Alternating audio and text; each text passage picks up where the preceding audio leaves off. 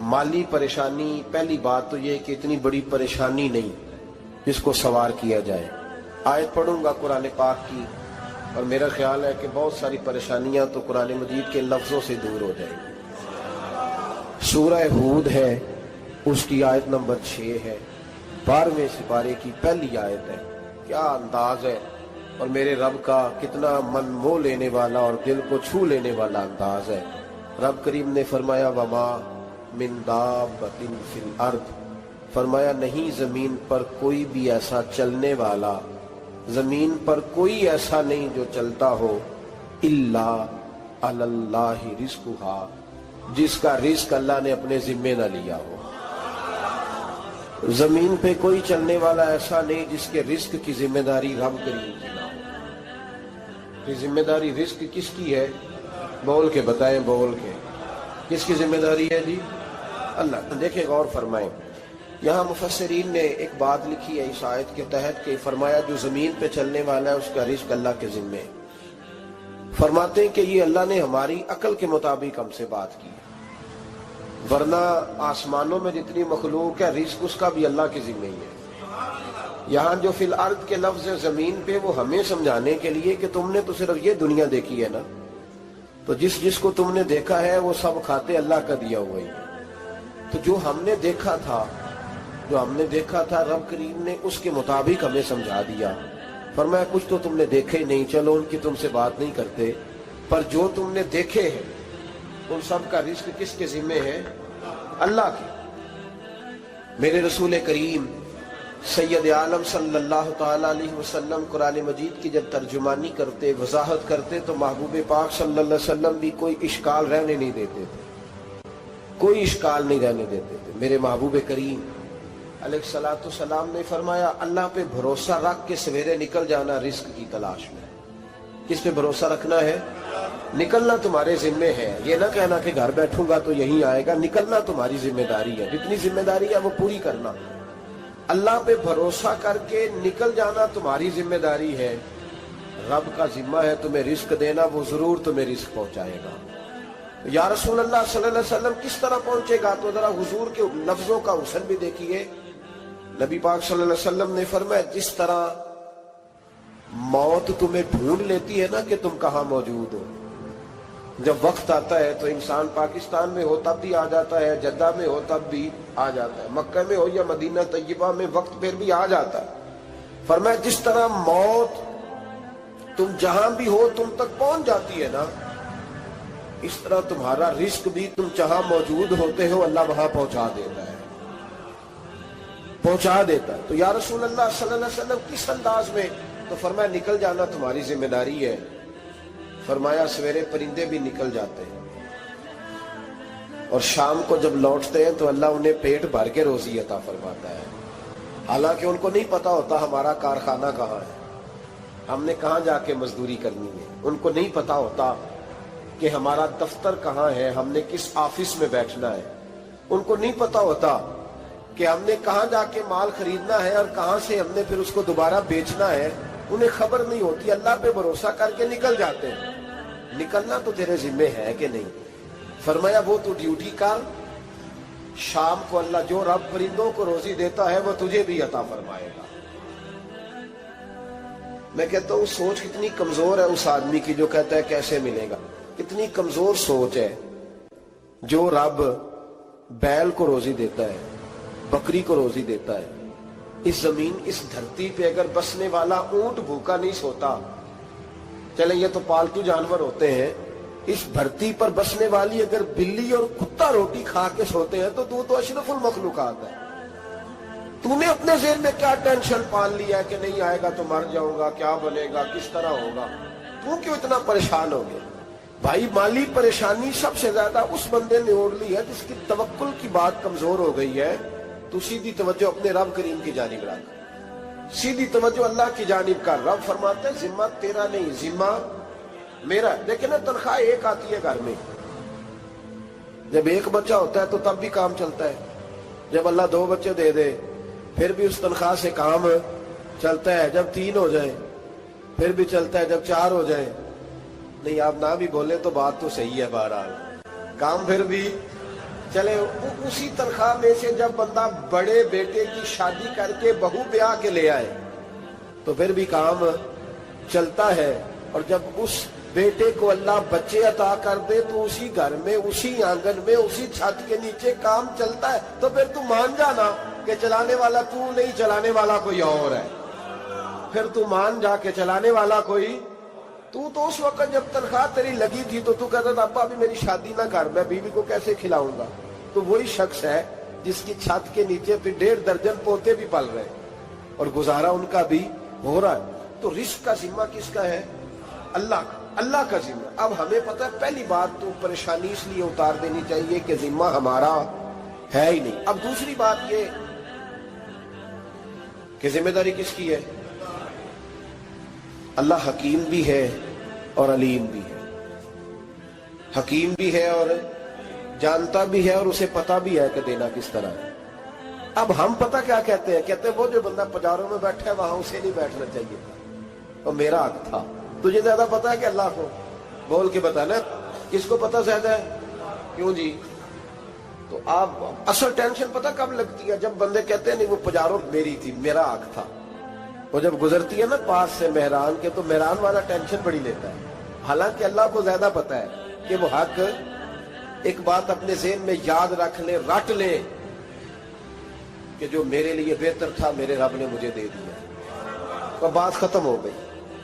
بس وصل اچھا ہے نہ فراق اچھا ہے، یار جس حال میں رکھے وہی حال اچھا ہے۔ بس جو میرے حق میں بہتر تھا میرے رب نے مجھے، مسئلہ یہ ہے کہ تو اس پہ راضی ہونے کو تیار نہیں۔ حضرت علی کرم اللہ تعالیٰ وجہ الکریم نے میرے نبی پاک کی ایک حدیث بیان کی ہے، اور جناب علی جب یہ حدیث بیان کیا کرتے تھے تو حضرت مجاہد فرماتے ہیں یوں لگتا تھا کہ جیسے حضرت علی ہمیں ہر پریشانی سے نکال رہے ہیں۔ مولا علی شیر خدا رضی اللہ تعالیٰ عنہ فرماتے ہیں کہ مجھے میرے نبی پاک صلی اللہ علیہ وسلم نے ایک طریقہ دیا تھا ٹینشن فری ہونے کا۔ آپ فرماتے ہیں مجھے تو بڑا راس آیا ہے، تم بھی اگر کر لو گے تو تمہیں بھی فائدہ دے گا۔ کہا وہ کیا؟ حضرت علی کہنے لگے محبوب علیہ السلام نے فرمایا تھا لوگوں تم اللہ کے دیے ہوئے تھوڑے رزق پہ راضی ہو جاؤ، وہ تمہاری تھوڑی عبادت سے تم سے راضی ہو جایا کرے گا۔ بس تم 2 نفل بھی پڑھو گے تو اللہ راضی ہو جائے گا، تم 1 رکوع بھی سویرے اٹھ کے پڑھو گے تو وہ راضی ہو جائے گا، وہ تمہارے 313 درود شریف سے راضی ہو جائے گا، تم اس کے دیے ہوئے تھوڑے رزق سے راضی ہو جاؤ۔ ٹینشن اس لیے ہوتی ہے کہ ہم راضی نہیں جو اس نے ہمیں دیا ہے۔ وہ حال میں مزید کی جو دوڑ ہے نا، حال میں مزید کی، بے قدرہ کچھ قدر نہ جاتی، کیتی خوب تسلی ہو، دنیا دار پجاری زردے، کتیاں دے گل ڈلی ہو، بک بک روشن اکھیاں تکیو ویک حویلی کلی ہو، تے کوچ نصیر اساں جد کیتی پہ جانی تھر تھلی ہو۔ تو یاد رکھیں یہ جو ہے نا مصیبت کے مال آ کیوں نہیں رہا، وہ سامنے والا پلاٹ میرے گھر کے سامنے ہے گھر کے سامنے، پر رجسٹری میرے نام کیوں نہیں؟ یہ مصیبت سانس نہیں لینے دیتی۔ موٹر سائیکل کھڑی کرتا ہے نا جب آ کے دکان سے روٹی کھانے آتا ہے، دفتر سے گھر آتا ہے، کاروبار سے آتا ہے، تو جہاں موٹر سائیکل کھڑی کرتا ہے وہ ٹینشن بڑی ہے کہ کبھی میری ہو جائے نا یہ والی جگہ تو میں یہاں بھی بورڈ لگاؤں اپنے نام۔ اس نے مالی پریشانی پیدا کی۔ تو جس حال میں ہے، کیونکہ تو نے اپنا یہ حال خود نہیں بنایا، جس نے بنایا ہے وہ بڑا بہتر جانتا تھا کہ تو اسی حال میں اسے اچھا لگتا ہے۔ تو اسے اسی حال میں، ایک بزرگ تھے تو ان کی طبیعت بڑی علیل ہوگی، بیمار ہو گئے تو اللہ نے آزمائش دی تو کیڑے پڑ گئے وجود میں۔ ایک کیڑا یہاں سے کھا رہا تھا، اللہ والے بڑے راضی رہتے ہیں اس کی رضا پہ، تو کیڑا یہاں کھا رہا تھا تو نیچے گر گیا، تو بابا جی نے اٹھا کے پھر وہاں رکھ لیا۔ کہنے لگے جب اس نے تیری ڈیوٹی مجھے کھانے کی لگائی ہے تو میں اس بات پہ راضی ہوں، تو نیچے کیوں گرتا ہے؟ بٹ ٹھیک ہے کھا، جب اس نے تجھے ڈیوٹی جو تیری لگائی۔ سالبہ بن عبد الرحمن ایک صحابی تھے، سالبہ غالباً نبی پاک صلی اللہ علیہ وسلم کی خدمت میں آئے، کہنے لگے یا رسول اللہ صلی اللہ علیہ وسلم غربت بڑی ہے، میرے لیے دعا کریں اللہ زیادہ مال دے۔ تو محبوب صلی اللہ علیہ وسلم نے فرمایا تو جس حال میں اچھا ہے وہ تیرے لیے بہتر ہے، جس میں تو ہے وہی حال تیرے لیے مشکل ہے نا یہ جواب سننا۔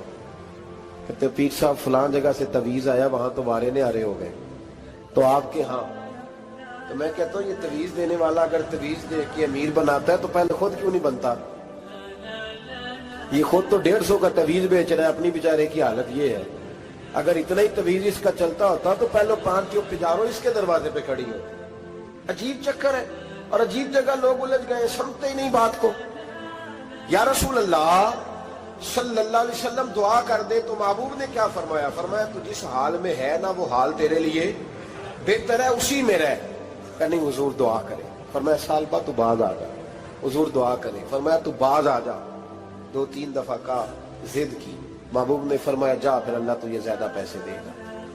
چند بکریاں خریدی، اتنی برکت ہوئی کہ بکریوں کے ریوڑ بن گئے. پھر کچھ بکریاں بیچ کے گائے خرید لی، ان کے بھی ریوڑ ہو گئے. پھر کچھ اونٹ اونٹنیاں لے لی، ریوڑ ہی ریوڑ. پہلے 5 وقت مسجد میں آتے تھے، اب فجر اور عشاء رہ گئی. پھر مال زیادہ ہوا تو مدینے شہر میں کوئی جگہ ہی نہیں، مدینے سے باہر حویلی خریدی. پھر جمعہ ہی رہ گیا. جمعے کے جمعے آتے زکوٰۃ کا حکم آیا. میرے نبی کریم علیہ السلام نے حضرت ابو ہریرہ کو بھیجا. فرمایا جا اسے کہہ تیری زکوٰۃ بنتی ہے 2.5%. 10 کروڑ روپیہ ہو تو کتنی زکوٰۃ بنتی؟ بھئی 1 کروڑ کی 2.5 لاکھ ہوئی نا، تو 10 کروڑ کی کتنی ہوئی؟ تو بڑی مصیبت ہے جب بینک سے میسج آتا ہے نا کہ 25 لاکھ نکل گیا تیرے اکاؤنٹ سے. بہت بڑی مصیبت، بڑی ٹینشن ہوتی ہے. ایک صاحب میرے پاس آئے، ان کی زمین اچانک مہنگی ہو گئی. اچانک پہلے کچھ 15-16 لاکھ کی ایکڑ زمین تھی، پھر وہ کروڑ کی ہو گئی. تو میرے پاس آئے، کہنے لگے وہ 10 کروڑ روپے بنتے ہیں تو زکوٰۃ. تو میں نے کہا آپ نے کیا کیا؟ ذری زمین پہ عشر آتا ہے، اس پہ زکوٰۃ نہیں آتی، تو آپ نے کیا کیا؟ کہنے لگے وہ کچھ سوسائٹی کے رول کے مطابق میں نے فائلیں وغیرہ لے لی ہیں، اب میں نا کبھی موقع آئے گا تو ان کو بیچوں گا. تو میں نے کہا اب تو آپ کا یہ مال ہو گیا بزنس کا، اب تو اس پہ زکوٰۃ آئے گی. 10 کروڑ کو جب 25 لاکھ سنا تو کہنے لگے فوراً دینی پڑتی ہے کہ تھوڑی تھوڑی سے بھی کام چل جاتا ہے. تو میں ان کا چہرہ دیکھنے لگا. میں نے کہا نہیں وہ تو آپ کو پتا ہے. ویسے حضرت عمر فرمایا کرتے تھے بانٹ کے نہ دو، کوشش کرو کسی ایک کو دو، چلو کسی کا تو کچھ بن جائے. تو ایک کو ہی دینی چاہیے. کہنے لگے تو مطلب یہ ایسا ہی حکم ہے؟ میں نے کہا آپ کسی اور سے تحقیق کر لیں. اب یہ بھائی لیتے وقت نہیں تجھے ٹینشن ہوئی کہ 15 لاکھ کا کروڑ ہو گیا تو اس وقت ہی تو نے کہا کہ یا اللہ. تو یہ کیسی سوچ ہے مسلمان؟ کس طرح کا اس کا؟ ہمارے ہاں جب کسی آدمی پہ حالات خراب ہوتے ہیں نا تو سب سے پہلے وہ اس طرح کرتا ہے کہ جو میں کہیں اللہ کے رستے میں دیتا ہوں پہلے اسے بند کروں.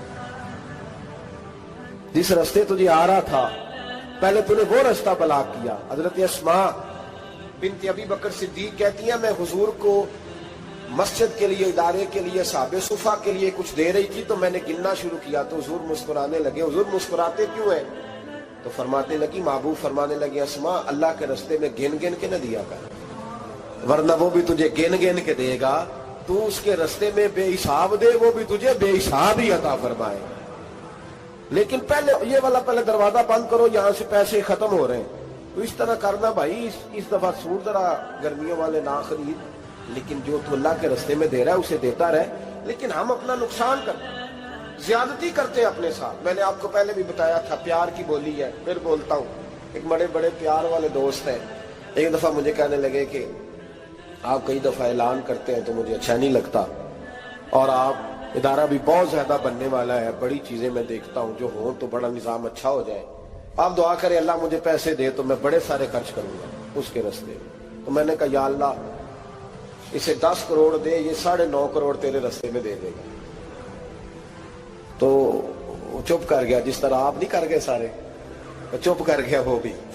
اس نے کہا جی نہیں جی انشاءاللہ کریں گے. تو میں کیا پلیا جی تے دعا پہ ہوں دیا، ابھی تو وہ آئیں گے تو تب دیکھی جائے گی. تو یہیں اڑ گیا ہے. یعنی 9.5 کروڑ اللہ کے رستے میں خرچ کرنے کی دعا پہ بھی آمین کوئی نہیں کہتا کہ چلو آمین ہی کہہ دے. تو میں کہا تینوں تے 50 لاکھ بچتا سی پیا، لیکن تو اس سودے پہ تیار ہے. جب یہ سوچ ہوتی ہے، یہ غلط سوچ ہے. یہ بات تو اگر تے مسکرانے والی، لیکن یہ سوچ صحیح نہیں.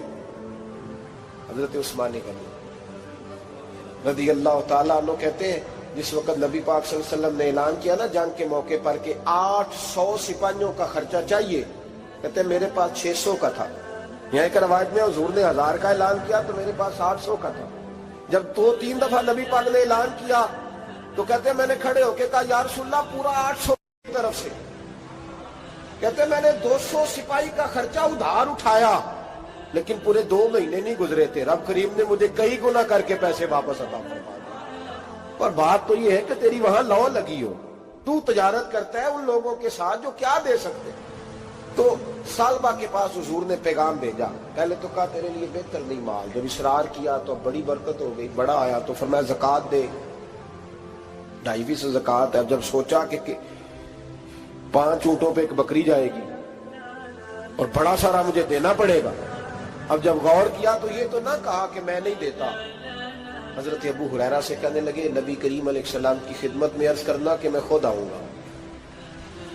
حضرت ابو ہریرہ نے آ کے عرض کی یا رسول اللہ صلی اللہ تعالی علیہ وسلم، حضور وہ کہتے تھے میں خود آؤں گا، تو کہتے ہیں محبوب نے ٹھنڈی سانس لی، فرمایا اسے کہا تھا کہ تیرے لیے مال بہتر نہیں، اب ہلاک ہو گیا، ہائے افسوس ہلاک ہو گیا۔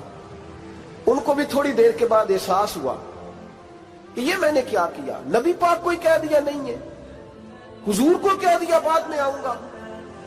اب دوڑے آئے، عرض کی حضور میں سارا کچھ لے کے آیا ہوں، قبول کر لیں۔ محبوب نے فرمایا گویا بلال حبشی کی خشک کھجور بھی قبول ہے، اور صہیب رومی ایک اٹی بان کی لائے تو وہ بھی قبول ہے، اور عمار بن یاسر اور مصعب بن عمیر اگر 2 دینار دے جائیں اور کوئی پرانا جوڑا کسی سپاہی کے لیے چھوڑ جائے تو وہ بھی قبول ہے، لیکن تو اپنا لاکھوں لے کے چلا جا، تیرا کوئی نہیں قبول، معاف کر دیں۔ فرمایا جا معاف کیا، پر پیسے لے کے نہ آنا۔ اگلے سال پھر آئے، بندے ہوئے ہاتھ ہیں، محبوبہ میں دولت کا کیا کروں گا، آگ لگانی ہے، قبول کر لیں۔ فرمایا تو لے جا، تیرا نہیں قبول، گرا جو ان کی نگاہ سے وہ سنبھل نہیں سکتا۔ حضور نے وصال ظاہری کیا تو جناب صدیق اکبر کے پاس آئے، لاکھوں کا مال، ابو بکر قبول کر لو، تو جناب صدیق اکبر کہنے لگے اس کا کر لو جس کا نبی نے نہیں کیا، چل جا کوئی نہیں چاہیے۔ حضرت عمر کے زمانے میں قحط پڑ گیا، بارشیں نہیں ہوتی، غلہ نہیں ملتا، حالات خراب ہے، مالی طور پہ بحران آ گیا، غربتیں، مجبوریاں، تکلیفیں، آ کے روئے، عمر میرا قبول کر لو، مجھے معافی تو مل گئی تھی نا۔ فرمایا معافی اپنی جگہ پہ، پر جس کا مصطفیٰ نے قبول نہیں کیا۔ بہت سارے لوگوں کو پتہ ہی نہیں کہ ان کا قبول ہی نہیں ہوا، اور وہ الجھے ہوئے، انہیں خبر ہی نہیں کہ اصل بات کیا ہے۔ فرمایا جس کا مصطفیٰ کریم نے قبول نہیں کیا، اب ہیرے اور جواہرات بھی لے کے آئے تو بھوکے مریں گے، پر اس کا قبول، اس بات پہ راضی رہو اس حال میں اللہ نے رکھا ہوا، اس حال میں راضی رہو۔ جو مصیبت ہے نا دیکھنی کہ وہ بھی میرے پاس، تمہیں کیا پتا، کبھی پوچھ تو صحیح اس سے وہ کس مصیبت کا شکار ہے، جو مالی طور پہ بڑا امیر ہے، تو اس کی طرف دیکھ کے اپنا دل برا کرتا ہے۔ بس جس حال میں رب نے رکھا ہے اس حال میں رہ۔ حضرت عثمان غنی کے زمانے میں تو وہ وصال کر گئے، لیکن بھائی تو جس حال میں تیرا رب تجھے رکھتا ہے اس حال میں رہ، تیری مالی پریشانیاں ختم ہو جائیں۔ میں نے پہلے بھی شاید آپ کو اس دفعہ کہا تھا، میں تعلیم سے فارغ ہوا تو میرے ایک استاد اور میرے کچھ دوست کہنے لگے افریقہ آ جائیں آپ، وہاں بہت بڑا ادارہ ہے، اس کو چلائیں، اس کو سنبھالیں۔ میری والدہ سے میں نے کہا، کچھ طبیعت ہوتی ہے نا انسان کی، میرا بھی دل لگ گیا۔ میری اماں پڑھی نہیں تھی لیکن اللہ نے دانائی بڑی عطا فرمائی تھی، حکمت بڑی تھی، سیانی بڑی تھی۔ تو میں نے کہا اماں جی وہ مجھے ساؤتھ افریقہ کی دعوت ہو رہی ہے تو آپ کیا کہتی ہیں؟ تو اٹھ کے میرے پاس آ گئی اور مجھے انہوں نے اپنے بازوؤں میں لے لیا، پھر میرا ماتھا چوما، کہنے لگی پتر میں تے وال بھی نہ پوٹ کے دیوا کسی نے، ہم نے دولت کا کیا کرنا، تو اللہ کا نام لے کے کہیں بیٹھ جا، رب کریم رون کے لگا دے گا، خیر ہو جائے۔ تو میرے بھائی یاد رکھیں ان چیزوں سے تھوڑا سا دیکھیں نا، قناعت کریں، جو اللہ نے دیا اس پہ راضی ہو جائے، اللہ بڑا مہربان ہے، وہ آسانیاں کر دیا کرتا ہے۔ تو یاد رکھیں میرے رسول کریم علیہ السلام نے ایک تو ہمیں درس یہ دیا ہے کہ تو سمجھ جا، قرآن نے ہمیں بتایا ہے کہ روزی تیری ذمہ داری نہیں، روزی کس کی ذمہ داری ہے؟ اللہ کی۔ اور دوسری بات یہ کہ جو اللہ نے تمہیں دیا ہے اس پہ تو راضی ہو جا، تیری مالی پریشانیاں ختم ہو جائیں۔ اور پھر حضور صلی اللہ علیہ وسلم نے فرمایا مذہبی طور پر جب دیکھو تو آگے دیکھو، اور دنیاوی طور پر جب دیکھو تو پیچھے دیکھو، پریشانی ختم ہوگی۔ مذہبی طور پر جب دیکھو، جو 5 نمازیں پڑھتا ہے وہ تہجد پڑھنے والے کو دیکھے، اور جو تہجد پڑھتا ہے وہ اشراق چاشت پڑھنے والے کو دیکھے، اور جو بندہ اشراق اور چاشت پڑھتا ہے پھر اس کو دیکھے جو سارا دن مصطفیٰ پہ درود پڑھتا ہے۔ ऊपर ऊपर देखे कि मैंने और नेक होना है और नेक, और जब माली मामला है तो फिर नीचे देख। अगर तू बैठा ना पजारों पे तो फिर टूटी वाले पे नजर कर, उसका क्या हाल है।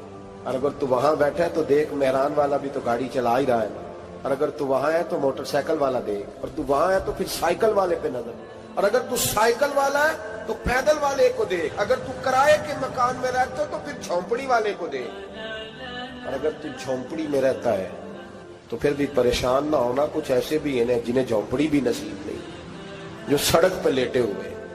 और अगर तू तंदुरुस्त है ना तो कभी जाके अस्पताल में देख हाल क्या है, लोग किस हाल में है। तो हम शुक्र नहीं अदा करते, उसका नुकसान क्या होता है, नेमतें चली जाती हैं। अल्लाह फरमाते लाइन शकर तुम लाज़ीदन्नकुम, तो शुक्र अदा कर, मैं नेमतों में इजाफा कर दूंगा। तो भाई माली परेशानी का तीसरा सबब यह है कि हम देखते हैं माली तौर पर ऊपर, तो फिर हमें तबीयत बिगड़ती है। और फिर माली परेशानियों के कुछ और असबाब भी हैं। इमाम शाफी फरमाते हैं जिन घरों में लोग फजर की नमाज के वक्त सोए होते हैं उन घरों में रिस्क नहीं आता। आप फरमाते हैं फजर का वक्त अल्लाह के देने का वक्त है, उस वक्त अल्लाह बांटता है। हुजूर सल्लल्लाहु अलैहि वसल्लम का फरमान है ना हदीस में कि तहज्जुद के वक्त अल्लाह पहले आसमान पे नुज़ूल जलाल फरमाता है जो उसकी शान के लायक है तहज्जुद के वक्त, और वो कहता है मांगो मैं तुम्हें अता करूंगा। लेने की बारी आए तो बंदा समेट समाट के अंदर घुस जाए। हमारे यहाँ ये होता है कि इशा के बाद बच्चे बैठते हैं मोबाइल लेके, तहज्जुद का वक्त आता है तो उनकी आंखें बंद होनी शुरू होती। तो लेने के वक्त तो तू सोया था, तेरा मसला कैसे हल होगा भाई। जब कोई आदमी खैरात बांट रहा हो तो जो प्याला पीछे कर ले उसे मिलेगा। कहते उस वक्त आना जब मैं बांट रहा था, अब तो किधर आ गया है।